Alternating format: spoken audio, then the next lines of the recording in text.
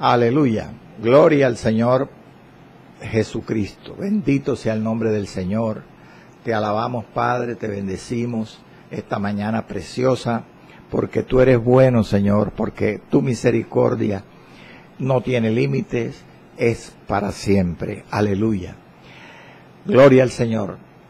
Bellavista Estéreo 103.6 en esta mañana, el programa El Justo por la Fe Vivirá.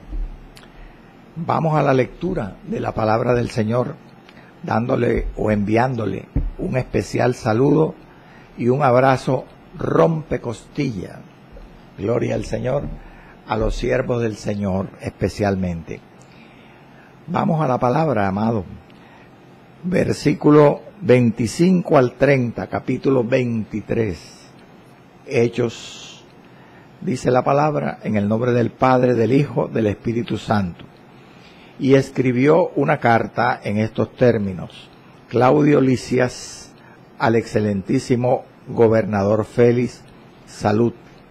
A este hombre aprehendido por los judíos y que ellos iban a matar, lo libré yo acudiendo con la tropa, habiendo sabido que era ciudadano romano, y queriendo saber la causa por qué le acusaban, le llevé al concilio de ellos, y hallé que le acusaban por cuestiones de la ley de ellos, pero que ningún delito tenía digno de muerte o de prisión. Pero al ser avisado de acechanzas que los judíos habían tendido contra este hombre, al punto le he enviado a ti, intimando también a los acusadores que traten delante de ti lo que tengan contra él. Pásalo bien. Dios bendiga su palabra. Amado Dios, Señor, Padre bendito, Rey celestial, gracias te doy por esta mañana, Padre, por que siendo indigno, Señor, sin haber méritos ni obras en mí, Padre, puedo ser expositor de esta divina palabra poderosa y eterna. Padre, te doy gracias y te pido en el nombre de Cristo que abra los corazones esta mañana para que tu palabra se extienda y sea honrada, glorificada, donde quiera que sea recibida, en cualquier hogar y en cada corazón, Señor. En el nombre de Cristo Jesús. Amén, amén y amén. Bueno, mi amado, continuamos con la secuencia de estudios en particular de esta temática. Pablo es transferido a Félix el procurador, o Pablo es trasladado a Cesarea de Palestina. Hoy la tercera parte. Recuerde cómo he dividido los 13 versículos de este tema, que van del verso 23 al 35, en 3 partes. La parte final del programa antepasado, de la semana antepasada, inicié la primera parte. El programa anterior, la segunda parte, y hoy es la tercera parte. En los 2 programas previos, o prácticamente en el programa y fracción que llevamos, me ocupé solamente de los 2 versículos iniciales donde está la orden que dio el tribuno. Hoy me dedicaré solamente a la carta. En los 6 versículos que leímos al comienzo, nos quedaría faltando la tercera porción de este argumento, que es la llegada a Cesarea. Bueno, arrancamos con la carta, la misiva, el escrito que hace el tribuno romano y que envía a través de los militares con los que Pablo va a viajar en una cabalgata desde Jerusalén hasta Cesarea. Esta misiva consta en el relato del libro de los Hechos de 6 versículos que leí, pero que realmente son 5, porque el versículo 25 es una información de Lucas, que vamos a releer. El versículo 26 sí es el saludo del remitente de la carta al destinatario, que es el gobernador Félix. Voy a releerlo, los 2 versículos, 25 y 26. Dice: y escribió una carta el tribuno romano en estos términos. Hay otra versión bíblica que dice que tenía esta forma. El versículo 26 continúa: Claudio Lisias al excelentísimo gobernador Félix, salud. Otra versión de la Biblia dice: saludos. Se han preguntado los intérpretes bíblicos si los versículos 26 al 30, los 5 versículos esos, eran solamente una esencia de la carta o un resumen de la carta, o la carta propiamente dicha. 5 versículos. Para analizar estas 2 posibilidades, hay que decir que la carta en realidad, como veremos y estudiaremos, está redactada en términos bien precisos, términos adecuados y apropiados. Y ella realmente, estos 5 versos muestran una exactitud certera, lo cual hace suponer, pues, obviamente, que Lucas de alguna manera tenía conocimiento del contenido de esta carta, de alguna manera. Algunos creen que Lucas se enteró porque cuando llegó, o llegaría, porque todavía no hemos llevado a Pablo a su destino en Cesarea, cuando al final de este viaje que van a hacer hasta Cesarea, llega el apóstol con la escolta militar, los militares entregan la carta y se lee la carta. No se especifica claramente si fue el gobernador Félix quien la leyó. Algunos intérpretes dicen que es posible que una tercera persona la leyera en presencia del gobernador Félix, o que fuera el mismo Félix que la leyera en voz alta. Y suponen que Lucas pudo estar presente allí acompañando a Pablo y escuchando la lectura de la carta. O opina, según dicen otros estudiosos de la escritura, de pronto Lucas no estaba presente, pero que posteriormente Pablo le pudo comentar el contenido de esta carta a Lucas. De todas formas, es un interrogante, pero lo que le estoy diciendo nos confirma que era de todas maneras era auténtica, era genuina esta carta. Ahora, la frase del versículo 25, en estos términos, recuerde que así comienza la carta: y escribió una carta en estos términos. Otra versión, como ya le decía, afirma de esta forma, que tenía esta forma.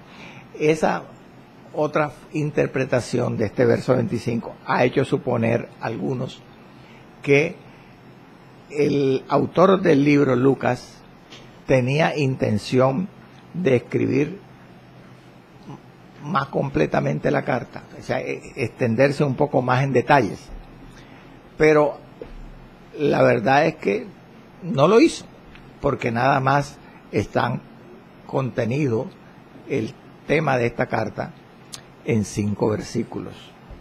Gloria al nombre de Jesús para siempre. Ahora, esta carta es de todas maneras auténtica, verídica. Se han preguntado algunos, ¿cómo decirle? ¿Por qué? Este es un interrogante de los exégetas.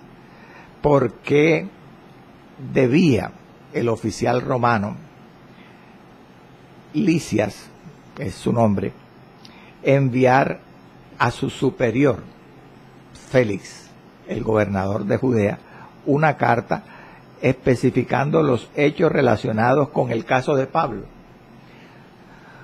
¿Por qué el tribuno no sencillamente le mandó de boca el mensaje al gobernador Félix con un militar de los que iban acompañando a Pablo, que le dijera al gobernador, el tribuno Lisias envía a este prisionero para que tú lo examines, le hagas una audiencia, un juicio aquí en Cesarea?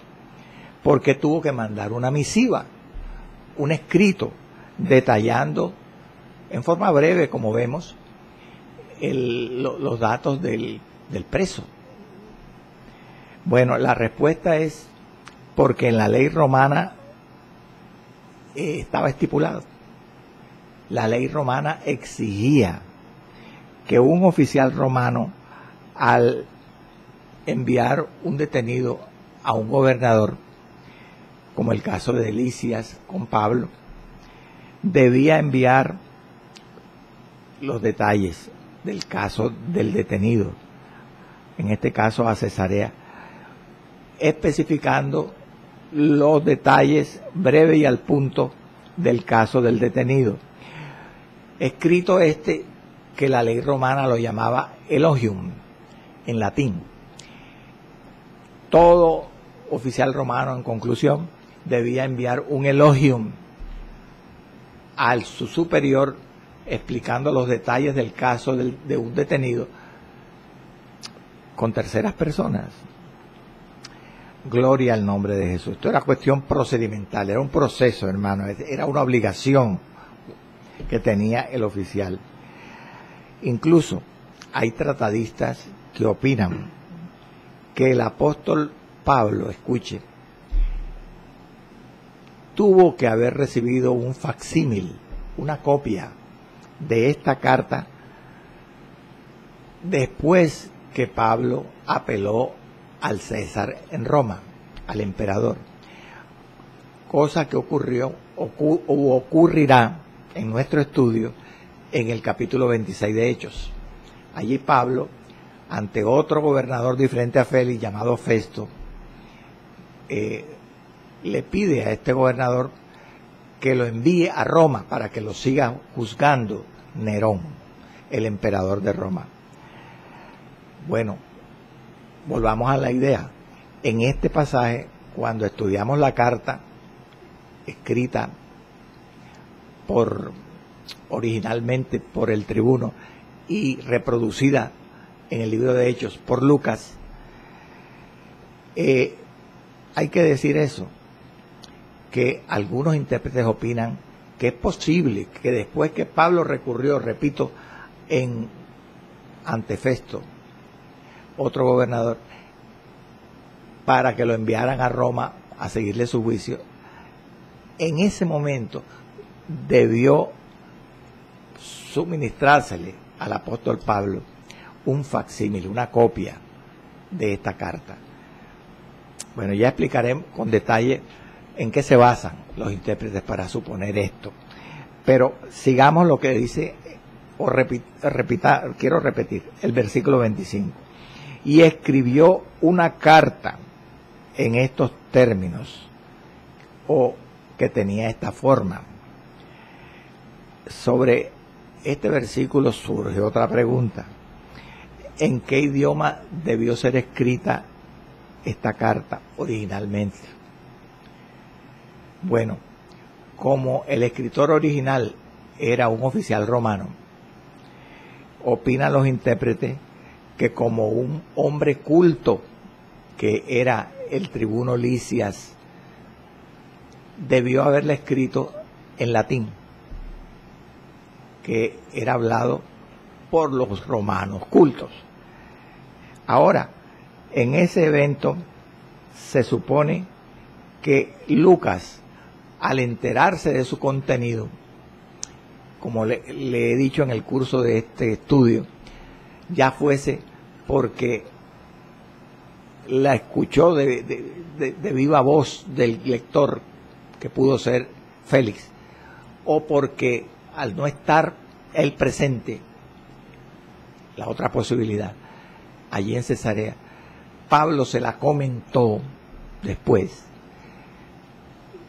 Dicen los intérpretes que posteriormente el autor del libro de Hechos tuvo que haberla traducido o escrito para incorporarla en el libro de los Hechos al griego. Gloria al Señor.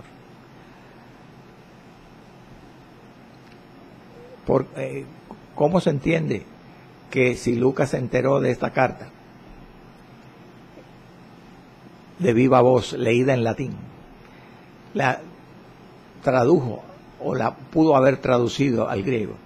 Porque Lucas era un gentil culto. Él era un evangelista y era un cronista culto. Entonces se supone que él sabía posiblemente hebreo, pero también dominaba el griego y el latín. Gloria al nombre del Señor para siempre. Gloria a Jesús. Ahora, volvamos ahora o sigamos con el verso 26. Dice: Claudio Licias al excelentísimo gobernador Félix, salud o saludos. En este verso se destaca el nombre del tribuno. Primera vez en el libro de Hechos que aparece el nombre propio del tribuno, Claudio Licias, y completo, Claudio Licias, al excelentísimo gobernador Félix. El nombre de este tribuno, el nombre propio, pues era compuesto, Claudio y Licias. ¿Cómo decirle? Para entender el nombre que tenía este tribuno oficial romano, hay que comprender o recordar que las personas de entre los gentiles o entre los romanos generalmente llevaban dos nombres. Yo ya sobre esto he hablado antes: el nomen y el cognomen. El nomen era una alusión al clan o a la familia que tenía el romano o el gentil. Ese nombre hacía alusión a eso. El cognomen o nombre secundario era un apodo, era un sobrenombre, y hacía alusión a una subfamilia o a una rama familiar de esa persona. Ahora, ¿por qué le digo esto? Para que entendamos que el nomen originalmente de este tribuno era Licias. Y como Licias es un nombre, o era un nombre griego, se ha supuesto que ese nomen, Licias, que era griego, era el nombre de la familia o del clan al que pertenecía el tribuno. Es decir, al ser su nombre o el nomen de este oficial romano Licias, equivaldría a decir de la familia o del clan de los Licias. Había muchos Licias. Esa era la familia de los Licias. Ahora bien, cuando el tribuno, escuche, compra su ciudadanía romana, porque recuerde que nosotros ya estudiamos eso. En un capítulo pasado estudiamos cómo el tribuno le confiesa a Pablo, cuando el tribuno le pregunta a Pablo, ¿eres tú ciudadano romano? Pablo dijo, sí. Sí, pero entonces le preguntó, o sea, el tribuno le dice a Pablo, yo con una gran suma adquirí esta ciudadanía. Este era el mismo tribuno llamado Claudio Lisias. Pero Pablo le responde, pero yo adquirí mi ciudadanía de nacimiento. Es decir, que este Claudio Lisias ya en el libro de los Hechos se afirma que él compró su ciudadanía. Cuando él compró la ciudadanía, seguramente la compró en el reinado de Claudio César, el emperador Claudio. ¿Por qué? Afirman los intérpretes esto, porque él se llamaba Claudio Lisias, el tribuno.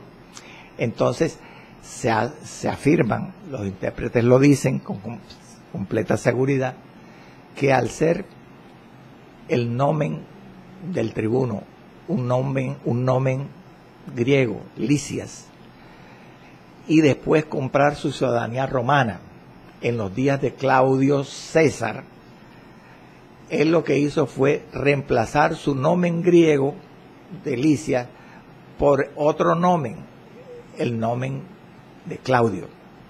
Es decir, que cuando él compra la ciudadanía, dicen los intérpretes que él dejó de llamarse Lisias, sino empezó a ser llamado Claudio. O sea, pero Claudio Lisias. Es decir, que Lisias pasó a ser su cognomen y Claudio llegó a ser su nomen, su nombre de familia. ¿Por qué? Porque era el emperador regente cuando él compró la ciudadanía. Conclusión, Claudio Lisias quiere decir que este tribuno era de la familia de los Claudios o del clan de los Claudios, pero de la subfamilia de los Lisias. Amén. Ahora, mire lo que dice el versículo 26.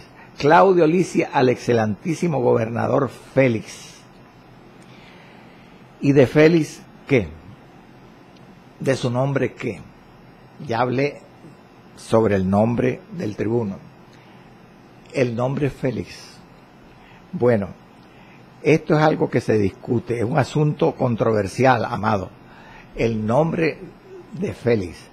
Los intérpretes no están de acuerdo. Hay algunos que hablan de que el nombre completo de este tribuno era Tiberio Claudio Félix. Perdón, de este tribuno, de este gobernador, corrijo. No era, que se llamaba Félix, y su nombre completo era Tiberio Claudio Félix. Pero hay otros analistas que dicen que era Marco Antonio Félix. Marco Antonio Félix. Incluso hay otro grupo de estudiosos que afirman que era sencillamente Antonio Félix o Félix. De todas maneras, esto es, como dicen por allí, harina de otro costal. O sea que no nos vamos a extender aquí en el nombre del gobernador. Baste con que tengamos esos datos. Ahora, ya lo mencioné antes y lo quiero volver a repetir para recordar la historia de este gobernador al que le llama el tribuno excelentísimo gobernador Félix. En realidad era un hombre malo, le llamaban excelentísimo. Bueno, recordemos que él, Félix, debió su nombramiento como gobernador o procurador de la provincia de Cesarea a la influencia que tenía su hermano Payas, que ocupaba un cargo administrativo en la corte romana. Entre otras cosas, se dice que era el preferido del emperador Claudio. Entonces, por las influencias que tenía, era hermano mayor de Félix. Este Payas hizo que nombraran a su hermano Félix como gobernador de Judea. Ambos habían sido esclavos, ambos estuvieron presos y fueron liberados por el emperador Claudio. Y a Félix, que estuvo preso, lo ascendió tanto que lo subió al trono como gobernador de la provincia de Judea. Mire qué contrastes que no son muy morales, ¿verdad? Ahora, Félix gobernó en Judea. Aleluya, gloria al Señor.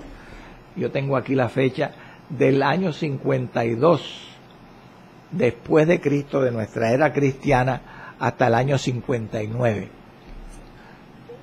7 años fue la administración del gobernador Félix.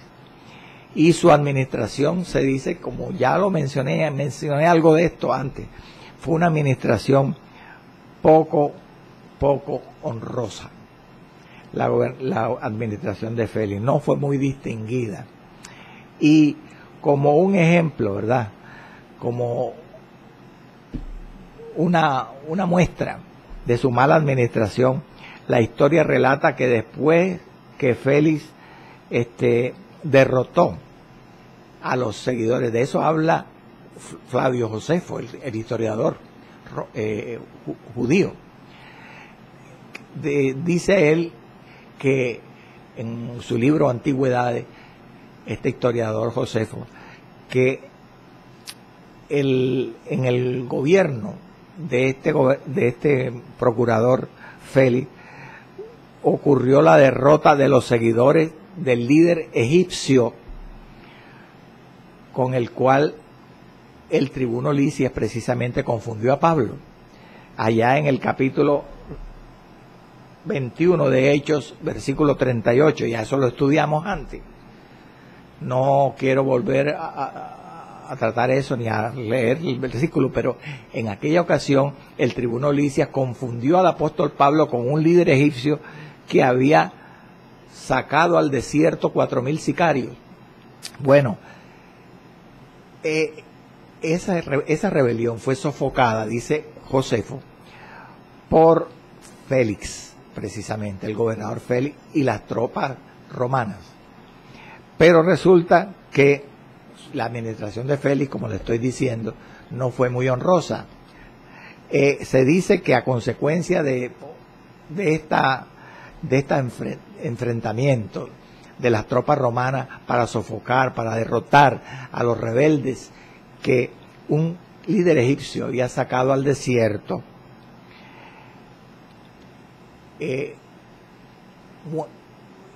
las consecuencias fueron funestas. Se dice que bandas de fuerzas rebeldes empezaron a abundar por los alrededores de Israel y en Jerusalén. Y estos rebeldes que abundaron después saquearon casas y asesinaron a líderes allí en Israel. Y el tumulto fue tan grave que en todo Israel se conmovió, y particularmente Jerusalén. Y fueron con la queja a Roma muchos judíos de la mala administración o de la belicosa administración de Félix. Y a consecuencia de esto, Félix fue destituido por el emperador. O sea, podemos concluir de aquí que fue una mala administración, mi amado hermano. Fue una mala administración la de Félix. Ahora, yo quiero, antes de dejar este versículo, hablar algo de el término gobernador en este estudio bíblico. Claudio Lisias al excelentísimo gobernador Félix. La palabra gobernador, que también a veces se menciona como procurador, es en el griego la palabra hegemón o hegemón. Esa palabra griega hegemón, traducida como gobernador en este versículo de 26 de este capítulo, significa conductor, líder, un conductor, un líder. Esta palabra griega es aplicada en el Nuevo Testamento a líderes de distintas clases, no solamente a gobernadores. También se aplica a, que significa conductor o líder, esta palabra, se aplica a emperadores y a reyes, lo mismo que a procuradores, como en el caso de Félix. En el Nuevo Testamento, y ya para seguir adelante, le voy a dar tres citas donde esta palabra hegemón significa gobernador. Aparte de la que nos corresponde en nuestro capítulo 23 de Hechos, que se aplica a Félix como gobernador, Mateo 27:2 la aplica a Pilato. Pilato es llamado también gobernador hegemón. Mateo 27:2 rápidamente dice: y llevaron a Jesús atado y le entregaron a Poncio Pilato, el gobernador. La palabra es hegemón. En Hechos 24:1 se hace una alusión a Félix y dice Lucas: 5 días después descendió el sumo sacerdote Ananías con algunos de los ancianos y un cierto orador llamado Tértulo, y comparecieron ante el gobernador contra Pablo. Eso lo estudiaremos más adelante. Pero se refiere otra vez la palabra hegemón, gobernador, a Félix. Y en el capítulo 26 de Hechos, verso 30, se usa la misma palabra para otro gobernador que sí sucedió a Félix, llamado Festo o Porcio Festo, y dice así, 26:30, Hechos: cuando Pablo hubo dicho estas cosas, se levantó el rey Agripa II, y el gobernador Festo en esta ocasión, y Berenice y los que estaban sentados con ellos. Aquí la palabra gobernador es la misma palabra, hegemón. Bueno, gloria al nombre del Señor para siempre. Aleluya. Vamos a continuar el pasaje. Vamos ahora al mismo capítulo 23, pero los versículos 27 al 30. Aquí ya entramos en el contenido de la carta, o del resumen de la carta, como se interprete. Y encontramos entonces el texto de este resumen, o el texto de esta carta. 4 versículos, 27, 28, 29 y 30. Este escrito que aparece en estos 4 versículos fue añadido en el libro de los Hechos, como ya he mencionado, en un excelente griego, porque Lucas, si se enteró de la carta en latín como fue escrita supuestamente, la tradujo al griego, y se dice que el original griego del Nuevo Testamento muestra que era un excelente griego. Lucas era culto, él escribía en un griego fino, clásico, y en realidad este contenido de esta carta es un informe militar que hace un comandante a su superior sobre un problema político. Y como ya yo he dicho algo de esto, los subalternos oficiales romanos, cuando daban un mensaje a sus superiores oficiales romanos también, lo hacían en pocas palabras, breve y al punto. Así es el estilo de esta carta, escrita de un oficial inferior a un oficial superior. Delicia a Félix. 4 versículos nada más. Los informes eran así, amados, recuerde, llamados informes militares, breve y al punto, pero era un informe de un problema político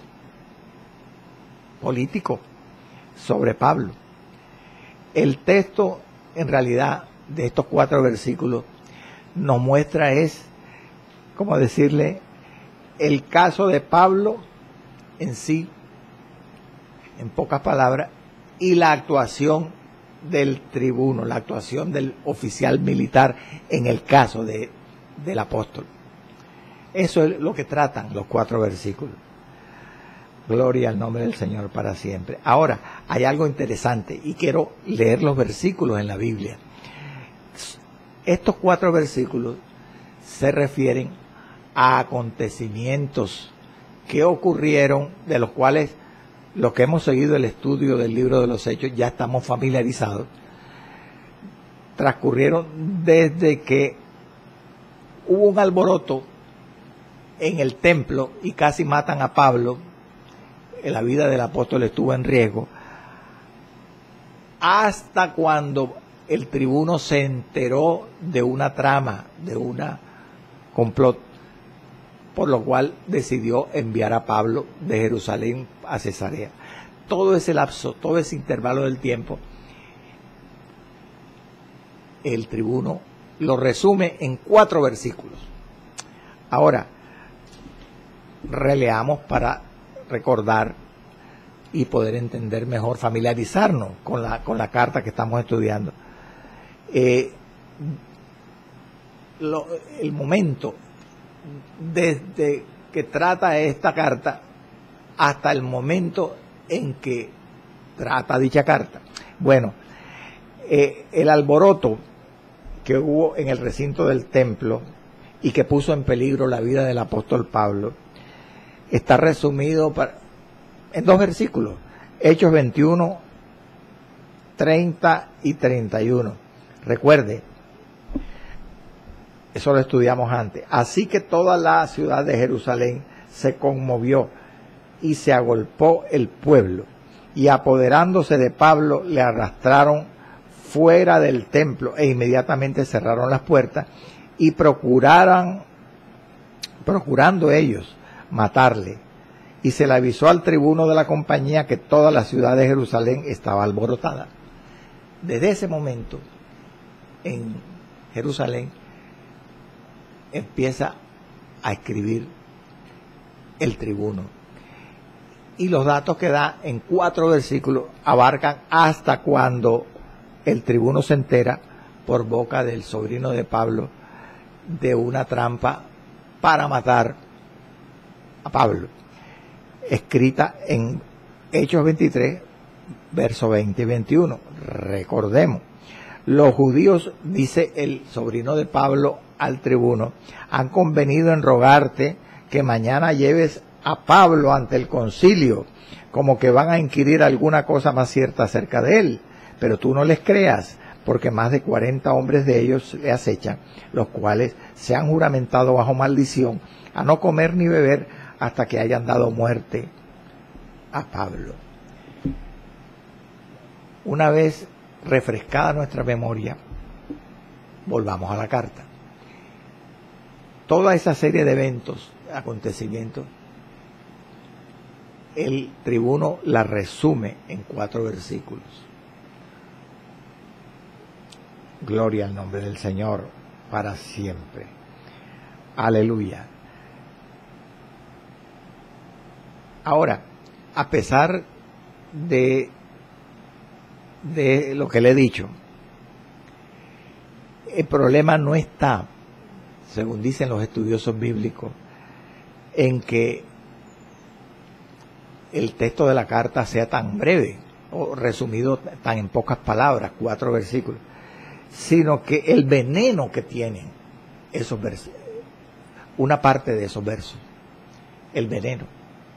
Porque en el texto de esta carta, el autor, que originalmente no fue Lucas, Lucas es un repetidor, él es un cronista que escribe lo que Lisias, el tribuno, escribió en la carta originalmente. Entonces, el veneno, repito, está en que este autor original, que fue el tribuno, abrevió los acontecimientos. pero especialmente cambió el orden de los acontecimientos y los tergiversó. Cuando uno estudia y sabe lo que ocurrió desde que Pablo estuvo al borde de la muerte allí, en Jerusalén, en el atrio del templo, hasta cuando el tribuno se entera del complot por boca del sobrino de Pablo, uno se da cuenta que hay cosas que no cuadran de las que menciona en esta carta Lucas, como que dijo Lisias, el tribuno, no cuadran. Por ejemplo, vamos a la palabra, el versículo 27, para que usted se dé cuenta en este estudio cómo el tribuno abrevia los acontecimientos, pero cambia su orden original y lo que es peor, los tergiversa para su propio provecho, para su propio beneficio. Ese es el veneno de que le hablo. Leamos, especialmente en el verso 27, que dice el verso 27, a este hombre, a Pablo, aprehendido, es decir, agarrado, detenido por los judíos y que ellos iban a matar, le libré yo acudiendo con la tropa, habiendo sabido que era ciudadano romano. Si usted sabe el orden original de los acontecimientos que ya nos ha mencionado Lucas en capítulos anteriores, se advertirá, si es detallado y minucioso, que según el relato de la carta en este verso 27, el tribuno no dijo la verdad, porque el tribuno dice que él libró a Pablo, le libré yo acudiendo con la tropa, habiendo sabido que era ciudadano romano. Él da a entender a Félix, a quien le envía la carta, que cuando a Pablo lo iban a matar, él fue con la tropa y lo libró porque él sabía que Pablo era ciudadano romano. Eso es lo que dice el verso 27. Volvamos. Lo libré yo acudiendo con la tropa, habiendo sabido que era ciudadano romano. ¿Y por qué digo que es un veneno? Que eso no está conforme a la verdad. Porque cuando vimos este acontecimiento en su momento, debemos recordar que cuando el tribuno fue con las tropas a librar a Pablo, que lo estaban matando en el atrio del templo, el tribuno Lisias no sabía que Pablo era ciudadano romano, como él dice ahora a Félix aquí en la carta, habiendo sabido que era ciudadano romano. Entonces, ¿cuándo se enteró? Me preguntará usted a mí. Recuérdeme que yo no recuerdo, o yo no sé, porque ¿cuándo se enteró Pablo el tribuno, que Pablo era ciudadano romano? Después, cuando lo mandó a azotar, un día después. Leamos la palabra, vamos a la palabra. Vea, si nosotros vamos a la escritura, leamos Hechos 22, 24 al 26, para que se desenmascare la mentira del tribuno a Félix aquí. Hechos 22, 24 al 26. Dice la palabra, que mandó el tribuno que metiesen a Pablo en la fortaleza y ordenó que fuese examinado con azotes. Está hablando, esto sucedió cuando Pablo se defendió ante el pueblo judío. Al final de ese mensaje querían matarlo y lo libró el tribuno y lo ordenó meter en la fortaleza, pero dice aquí que ordenó que fuese examinado con azote, lo mandó a azotar. Y sigue diciendo el versículo 24, para saber por qué lo mandó a azotar, para saber por qué causa clamaban así contra él, por qué lo querían matar. Dice el verso 25, pero cuando le ataron con correas, con correas, Pablo dijo, al centurión que estaba presente, que lo estaba atando para azotarlo, ¿os es lícito azotar a un ciudadano romano sin haber sido condenado? Cuando el centurión, escuche, verso 26, cuando el centurión oyó esto de boca de Pablo, que él era ciudadano romano, fue y dio aviso al tribuno, diciendo, ¿qué vas a hacer? A su jefe, porque este hombre es ciudadano romano. O sea, un ciudadano romano, estudiamos en su momento, no podía ser azotado sin un juicio previo. Luego, aquí se enteró el tribuno por primera vez que Pablo era ciudadano romano, y ya sabemos lo que sucedió después. El tribuno va y establece un diálogo con Pablo y no lo azota, se arrepiente porque iba a cometer un delito, porque un ciudadano romano tenía el derecho a no ser azotado. Y hay de aquel oficial romano que azotaba a un ciudadano romano sin haber sido condenado. Luego, ¿qué nos demuestra este pasaje, amado? Que cuando, como dice la carta en el verso 27, como le dice el tribuno a Félix, viendo que a este hombre lo aprendieron los judíos y que ellos iban a matar, lo libré yo acudiendo con la tropa, habiendo sabido que era ciudadano romano. Él sabía que era ciudadano romano cuando libró a Pablo aquí, en el atrio del templo. No, porque dice acá, Hechos 22, 26, que él se enteró después que Pablo era ciudadano romano. ¿Qué podemos concluir aquí? Que él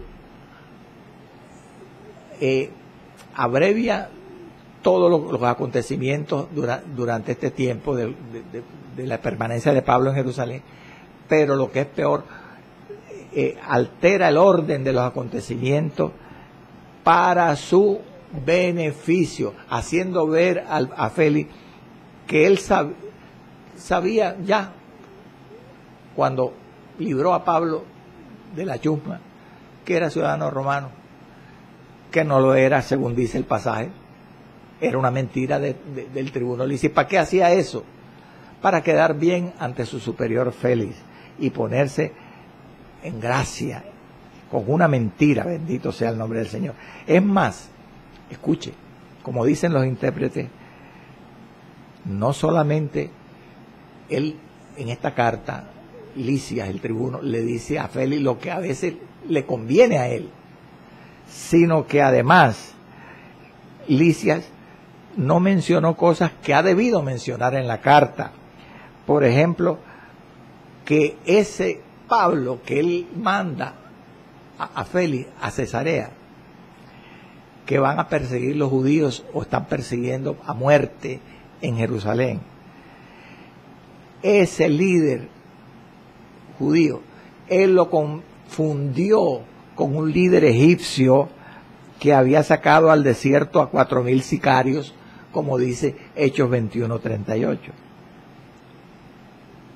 Él no menciona lo que no le conviene y menciona equivocadamente, mentirosamente, lo que a él le conviene para quedar en bien.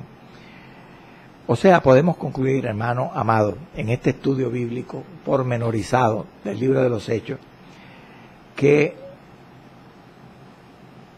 este texto de esta carta, de esta misiva del tribuno al gobernador de Judea, es una mezcla de verdad y de mentira. Dice cosas que son ciertas, que ocurrieron y que son respaldadas por el libro de los Hechos, pero otras cosas que los mismos acontecimientos del libro lo contradicen.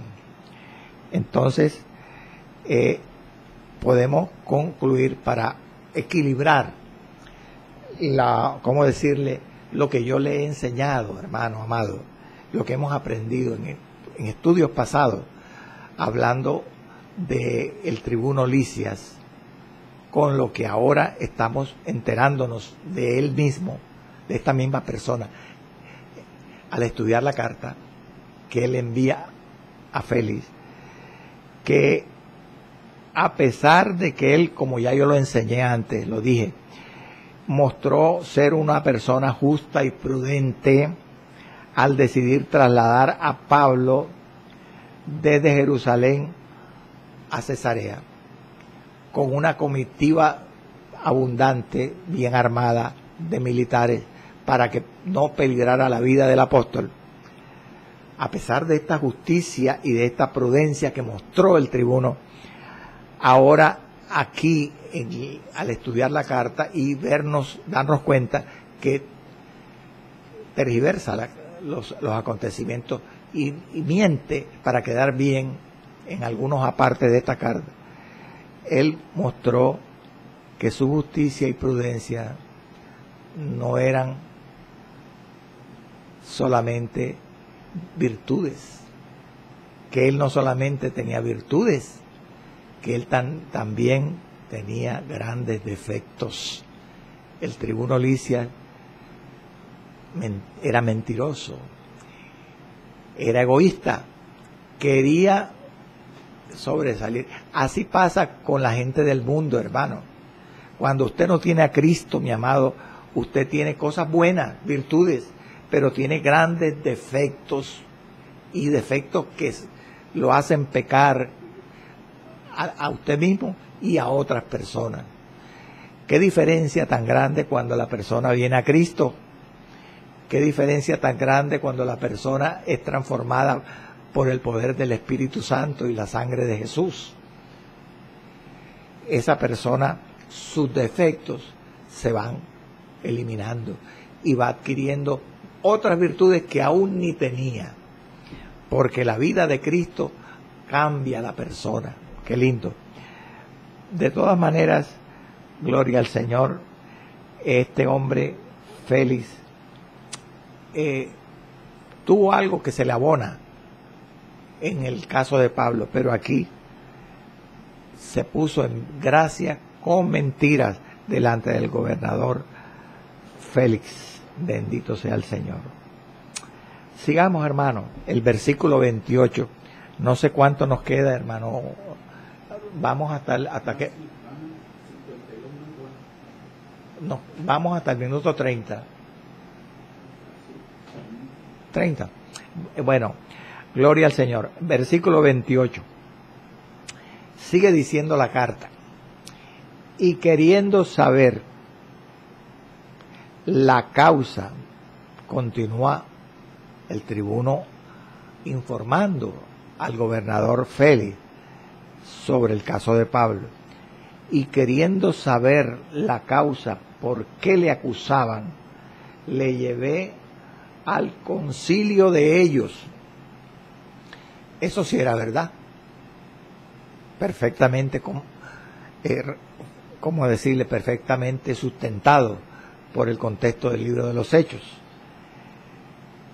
Y el verso 29 dice, y hallé, el 29, sí, que le acusaban por cuestiones de la ley de ellos, pero que ningún delito tenía digno de muerte o de prisión. O sea, era verdad.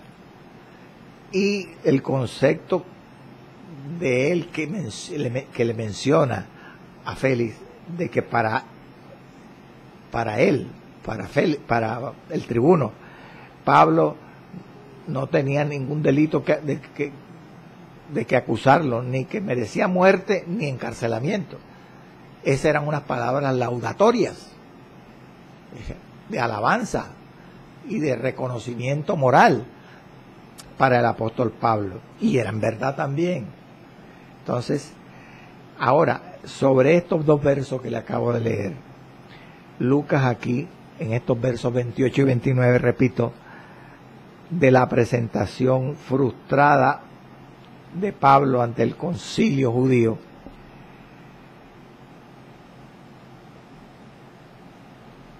lo que, ¿cómo decirle? Lo que el tribuno reconoce es que las acusaciones que se le hacían a Pablo no eran acusaciones de las que se ocupaba la ley romana. Dicho de otra forma, lo que está diciendo aquí el tribuno a su superior es que las acusaciones que se le tenían a Pablo eran concernientes a la ley de ellos, es decir, a la ley judía. Eran acusaciones religiosas y por lo tanto no las que en las que tenía competencia la ley romana.